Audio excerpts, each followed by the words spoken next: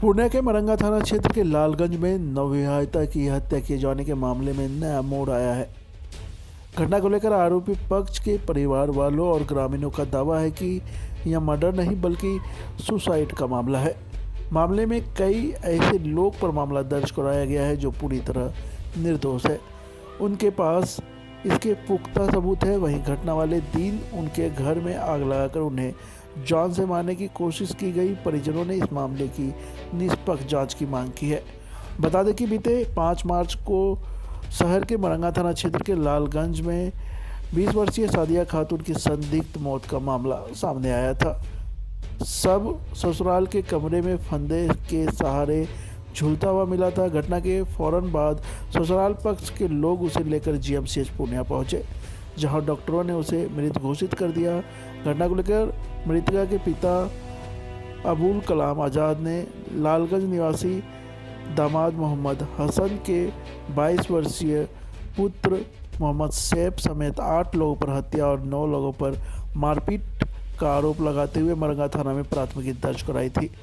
पति और ससुराल पक्ष पर आरोप लगाया कि दहेज में 25 लाख की डिमांड पूरी नहीं करने पर नवविवाहिता की हत्या की गई। घटना को लेकर लड़के के चाचा मिस्टर हुसैन इमाम और दादी बीबी फातिमा और ग्रामीण अफसाना खातून ने कहा कि लड़की ने प्रेम प्रसंग में अप्रैल 2024 में मोहम्मद सैफ से शादी की थी।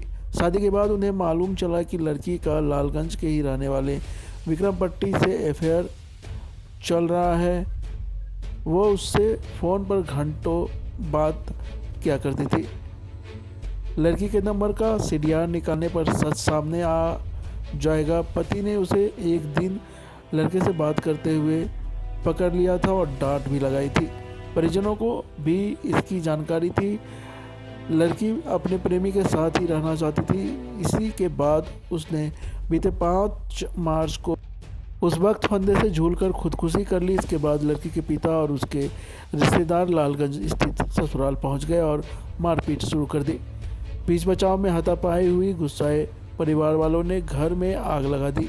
घर में सिलेंडर था, अगर ब्लास्ट होता तो कई लोगों की जान चली जाती। हालांकि किसी तरह उन्होंने आग पर काबू पाया। इतने में ही पुलिस पहुंच गई। इसके बाद मामला शांत हुआ। परिजनों ने आगे कहा कि इसमें जो भी दोषी हो उनके खिलाफ सख्त कार्रवाई की जाए। दोषी को सख्त सज़ा होनी चाहिए, मगर उनकी मांग है कि निर्दोष को ना फंसाया जाए। इस मामले में कुछ निर्दोष लोगों को फंसाया गया है। वे घटना के वक्त जिस जगह पर थे इसका उनके पास सबूत है। लड़के के चाचा जाबिर हुसैन 4 फरवरी की रात 8 बजे पटना के लिए निकले थे। 5 को घटना की जानकारी मिलते ही ट्रेन से रात के करीब 11 बजे पुनिया कोट पहुंचे। ट्रेन का टिकट उनके पास है। लड़के के पिता हसन इमाम रजिस्ट्री ऑफिस में थे। माँ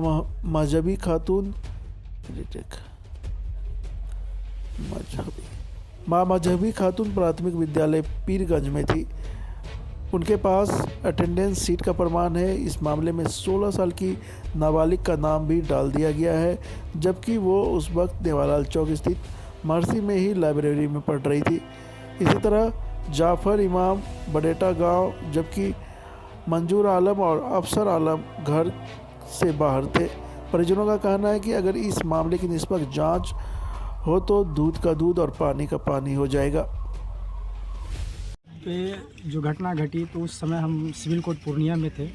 जब मुझे शाम में जानकारी हुई तो हम जब यहाँ पे आए सर्वेक्षण में कुछ ग्रामीण के द्वारा भी ये पता चला कि हुसैन की जो बहू है वो फांसी लगा करके आत्म सुसाइड कर लिए। उनके बाद उनके परिजन लोग वहाँ से आए और घर पे जो है तो सब को अंदर अपना चल करके ये मेन गेट को लॉक कर लिए अंदर से, और उस बीच में उस घर के अंदर में तोड़ फोड़ सारा कुछ करना शुरू कर दिए। और यानी कि जो आत्म सुसाइड किया या उसका आरोप जो भी है कि या हत्या किया, तो उसके लिए कानून है। कानून उनको सजा देगी, कौन दोषी है कौन निर्दोष है, या सच है या निर्दोष है। उसके लिए उस व्यक्ति को, लड़की के परिजनों को कानून को हाथ में नहीं लेना चाहिए। उन्होंने प्रशासन के सामने कानून को हाथ में लेकर, और जो कुछ घर में दस्तावेज है, खाने पीने का सामान है, अलमारी है, ये सब सारा कुछ को तहस नहस तोड़ फोड़ कर दिया। इतना चीज़, यहाँ तक कि घर में जो गैस सिलेंडर को खोल करके आग लगाने का प्रयास किया। जब ग्रामीण ने जो देखा कि आग लगा रहे हैं तो अगर सिलेंडर फटेगा, यहाँ कुछ गरीब आदमी जो दिन में कमा के लाएगा तब शाम में राशन लाएगा तो वो तब खाएगा, उस व्यक्ति को क्षति होता, उसका घर कितना आदमी को मरता यहाँ पे सिलेंडर फटने से। उससे ग्रामीण रोकने का प्रयास किया। ग्रामीण जैसे रोकने का, ये आग मत लगाइए, बस ग्रामीण पे वहाँ भी हो करके उन लोग ने लाठी सोटा भी चलाया और वही ग्रामीण लोगों को जिसका मन में आया सबका नाम घसीट दिया, वो लोग डाल दिया। और यह कि आप और एक महत्वपूर्ण चीज़ हम आपको जानकारी दे रहे हैं इस न्यूज़ चैनल के माध्यम से।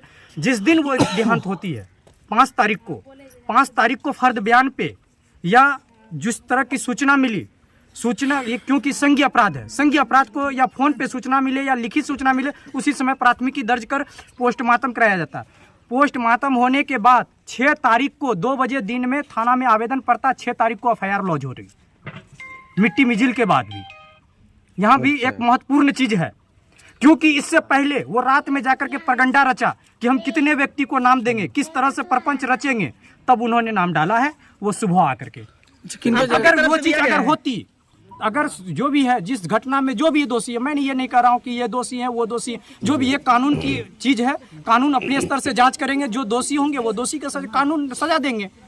अच्छा, आप लोग की तरफ से आवेदन भी दिया गया था पुलिस थाने ये में? तोड़ फोड़ जो करने का जो आवेदन, जो लूटपाट की आवेदन है, वो थाना को दी गई है। ईमेल डाक से भी गया है, डाक से भी गया है, हैंड टू हैंड भी गया है, मगर थाने वाले उस आवेदन पे अभी तक कोई कार्रवाई नहीं की। जबकि दोनों तरफ से क्रिमिनल ऑफेंस हुआ है, संज्ञेय अपराध हुई है, तो दोनों तरफ से ऑफेंस का आपको प्राथमिकी दर्ज करना है। ये नहीं कि एक ही तरफ से प्राथमिकी दर्ज, इधर से प्राथमिकी दर्ज नहीं किया गया है। इसमें क्या पुलिस प्रशासन को भी आप लोग दोषी मान रहे हैं क्या? पुलिस प्रशासन के सामने भी ये घटना कर रहा है, तो जब हम प्रशासन है, मेरे सामने इस चीज में जो तोड़फोड़ की है वो चश्मदीद गवाह समझ लिए कि प्रशासन भी है, उनके सामने ये घटना घट रही, तो प्रशासन के मेरे काम है कि उसको रोकथाम करना, उनको शांति व्यवस्था बना सकते हैं। उनके सामने जी, उनके सामने भी तोड़फोड़ किया गया। अच्छा, आप क्या चाहते हैं, आप लोग क्या? हम लोग ये चाह रहे हैं कि जो तोड़फोड़ हुई है उनका भी प्राथमिकी दर्ज हो और जो दोषी हैं उनको कानून अपने स्तर से जांच करे।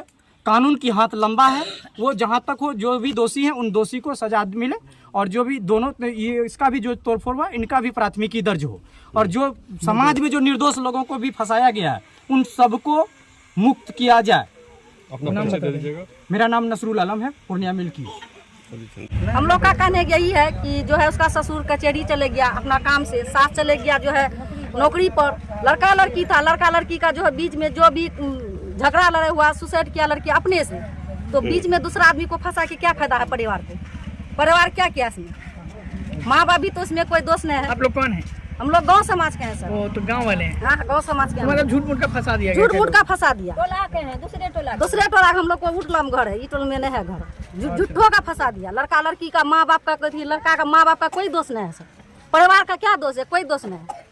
अपने में लड़का लड़की जो है प्यार मोहब्बत करके शादी किया था, अपने में लड़ाई झगड़ा हुआ, गांव में कहाँ ने पति पत्नी में झगड़ा लड़े होता है? क्या अपने से सुसाइड कर लेगा? मोहब्बत नहीं था, माँ बाप फोन करने लगा, बात जो उधिया दिया उसका, बात को उधिया दिया उसका, इसी वजह से जो लड़की अपना सुसाइड कर लिया। इसमें जो परिवार का कोई नहीं। क्या नाम है आपका? अफसाना खातून। आपका?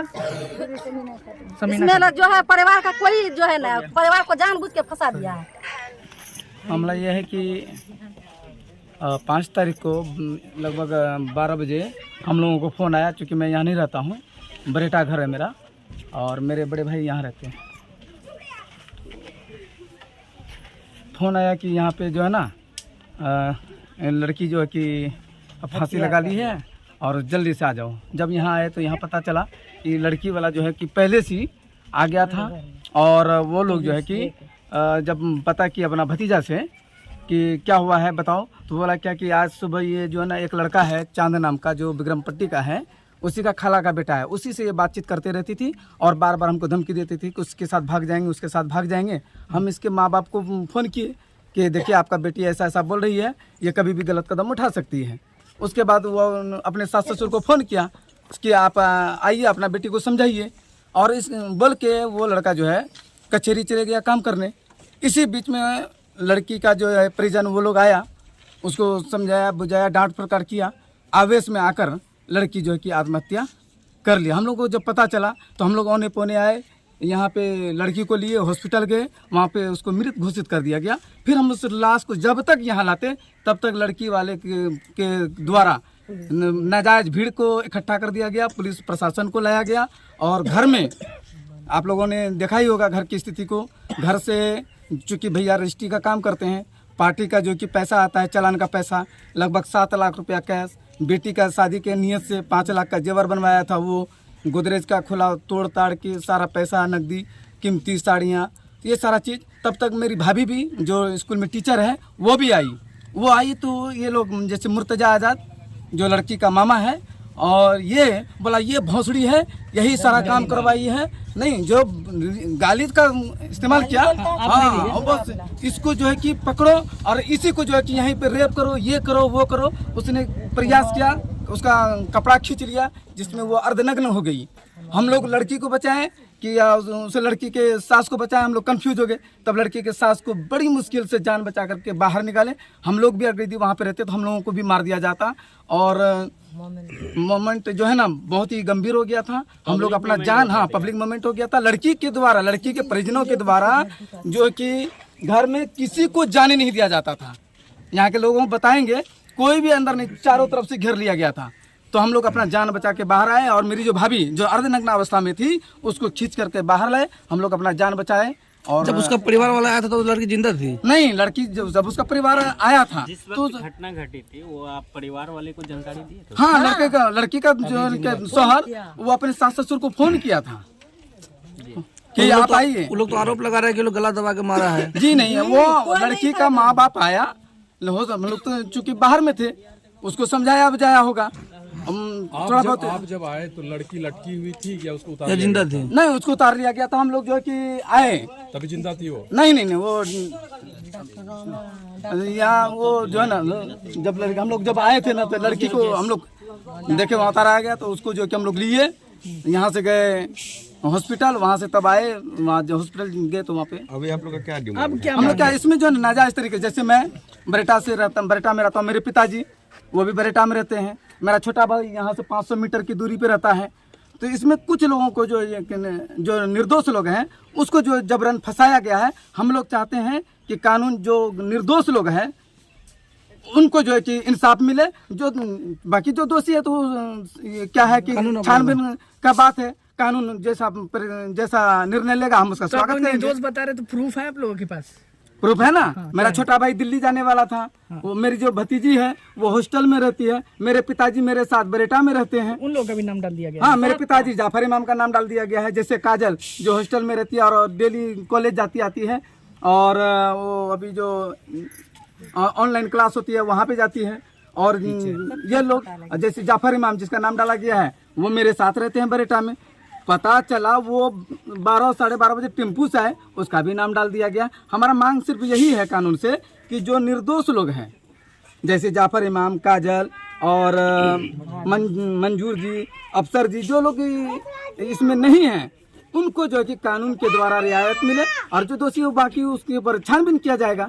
आप बोल रहे थे लड़की सुसाइड की है, खुद से फांसी लगाई, तो इसमें दोषी किसको मान रहे हैं आप लोग? तब इसमें हम लड़की के पक्ष वाले को ही दोषी मानेंगे। क्यों? हो सकता है लड़की को उसका परिजन समझाया बुझाया होगा, वो आवेश में आकर के फांसी ले ली होगी। आवेश में आके वो फांसी लेगी तो आप लोग का नाम उसमें डाल दिया? हाँ, तो मेरा नाम नहीं है, लेकिन मेरे पिताजी हाँ मेरे जो निर्दोष लोग हैं उसका नाम डाला गया है। हम क्या मांग करेंगे? जो देखे आप लोग को वो इंसाफ हमको चाहिए। हमारा घर में निर्दोष चाहिए, निर्दोष सबका जो है कि नाम है, होना है, नाम है, बिना नजाज का फंसा दिया है। वो सब पहले आकर के घर में हमारा जो है कि पुलिस का साथ घर में रहा, वो सब सामान जो है कि तोड़ फोड़ के सब जेवर जबरात, हम पोती का शादी का बनाए थे, पुतौह का था, सब जेवर टका सब चीज़ ले लिया, सब तोड़ फोड़ दिया। हम बरेटा से आए हैं तब देखें, और यहाँ जो है कि एक औरत पुलिस आया, वो जो है कि दरोगा है लड़की यहाँ, तो वो जब आया तो वो भी कहता है कि जो काम से आप लोग आए हैं वो काम कीजिए, लेकिन ये तोड़ फोड़ कुछ मत कीजिए।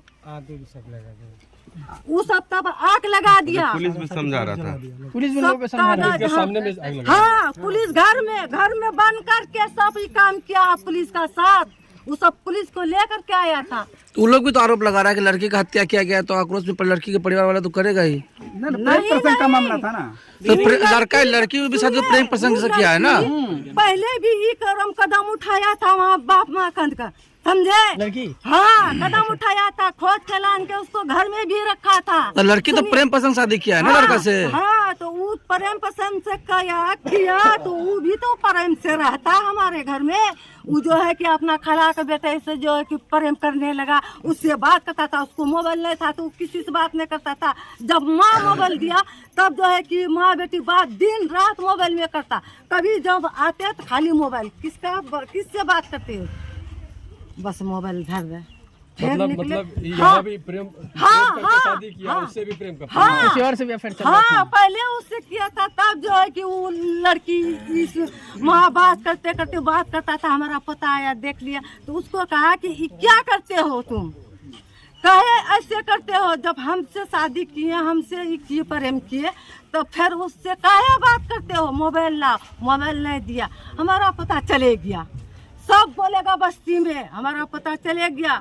उसके लिए बिरयानी, उसके लिए थी झाल मुड़ी, लिट्टी सिंघोड़ा, हर चीज सब घर में देखा है, लेकर आया।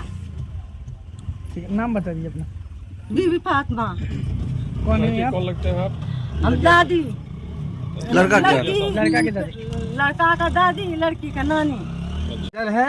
ये जो है कि और मंजूर जी हैं और अफसर जी हैं, और गांव के जो कुछ लोगों को नाम डाला गया कि ये लोग जो है कि मारपीट किया हम लोग साथ, और ये जो अन्य जो 10 लोगों का नाम डाला गया, ये सब बेकसूर है। आप खुद आते हैं घर में घुस जाते हैं, और जो लोग जाता है उसको धक्का मार के निकालते हैं। आप उल्टे मारते भी हैं। प्रशासन इस बात का खुद देख रहा है कि नहीं, मेरे सामने घर में आग लगा रहा है, तो कोई भी जाकर के ग्रामीण बोलेगा भाई तुम घर में आग मत लगाओ, तुम जिस काम से आए उस काम करो। वही रोकने के चक्कर में मुर्तजा आजाद, जो इस कांड का सबसे सातिर अपराधी के रूप में लिया जाए, मुर्तजा आजाद, ये सारा प्रोपेगेंडा को यानी कि पब्लिक माहौल को बिगाड़ने में जो हाथ है वो मुर्तजा आजाद का है। मुर्तजा आजाद कौन हुए? मुर्तजा आजाद उर्फ मुन्ना, ये परोरा का है, लड़की का अपना मामा है, ये टीचर है, और वो मदरसा का टीचर भी है। स्कूल कम जाता है, नेतागिरी ज्यादा करता है।